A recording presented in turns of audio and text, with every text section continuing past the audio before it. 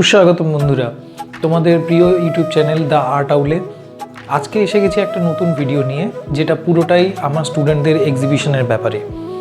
গত বছর জুলাই মাসে আমার কাছে হিডেন আইডল অর্গানাইজেশন থেকে একটা ইনভিটেশন আসে, যেখানে বলা হয় আমার স্টুডেন্টদেরকে একটা এক্সিবিশনে পার্টিসিপেট করানোর জন্য।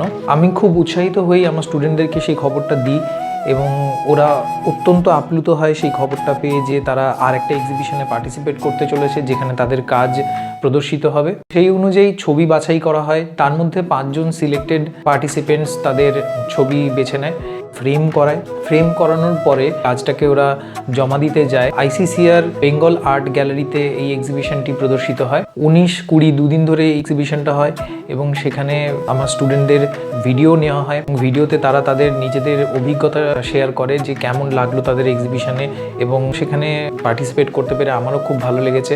যারা সেখানে পার্টিসিপেট করেছেন তাদের প্রত্যেকের কাজই খুব সুন্দর দেখার মতন। সবাইকে আরও অনেক রকমভাবে ইমপ্রুভ করতে হবে এবং আরও নতুন নতুন কাজ করতে হবে। তো এইরকম ছিল একটা এক্সিবিশন। দেখে নেওয়া যাক আমার স্টুডেন্টদের ইন্টারভিউটা। নমস্কার, আমার নাম গৌরব পণ্ডিত। আমি বিনাপানি আর্ট স্কুলের টিচার এবং প্রতিষ্ঠাতা। এখানে আমার 5 জন স্টুডেন্ট অংশগ্রহণ করেছে। নমস্কার, আমি সুমনা হালদার। আমি তানিয়া মজুমদার। আমার নাম রাখি সিং। নমস্কার, আমার নাম দেবপ্রিয়া কয়ার। আমি অলিভ কয়াল। এটা আমার প্রথম আর্ট এক্সিবিশন। হিডেন আইডলে এসে আমার খুবই ভালো লাগছে। বলতে গেলে প্রথম এক্সিবিশন আমার।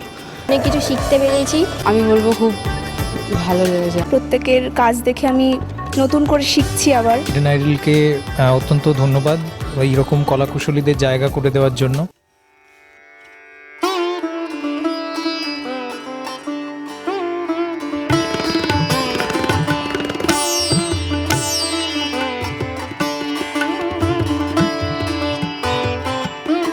আমরা চলে যাই Birla academy of art and কালচারে, যেখানে স্যার টম ভট্টাকুজির একটা এক্সিবিশন চলছিল। আমি স্যার টম ভট্টাকুজি এই জন্য বললাম যে আমি পার্সোনালি নিজে ওনাকে অ্যাসিস্ট করেছি।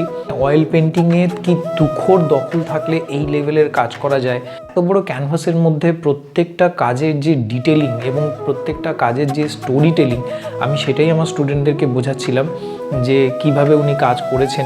লিনসিড অয়েল এবং টার্পেন্টাইন অয়েলের যে রেশিওতে মিক্সিং এবং তার যে ট্রিটমেন্ট, কিভাবে উনি ক্যানভাস ট্রিটমেন্ট করেন। টম ভট্টাকুজি স্যারের এক্সিবিশন দেখার পরে ওখানেই আরেকটা এক্সিবিশন আমরা দেখি কি তুখোড় লেভেলের ওয়াটার কালার হতে পারে, এবং ল্যান্ডস্কেপ থেকে শুরু করে এমনি স্টিল লাইফ স্টাডি থেকে শুরু করে পোর্ট্রেট তো আছেই, তাছাড়াও কম্পোজিশন থেকে শুরু করে বিভিন্ন রকমের যে ওয়াটার কালারের ড্রয়িং, অসাধারণ কিছু ড্রয়িং আমরা দেখলাম।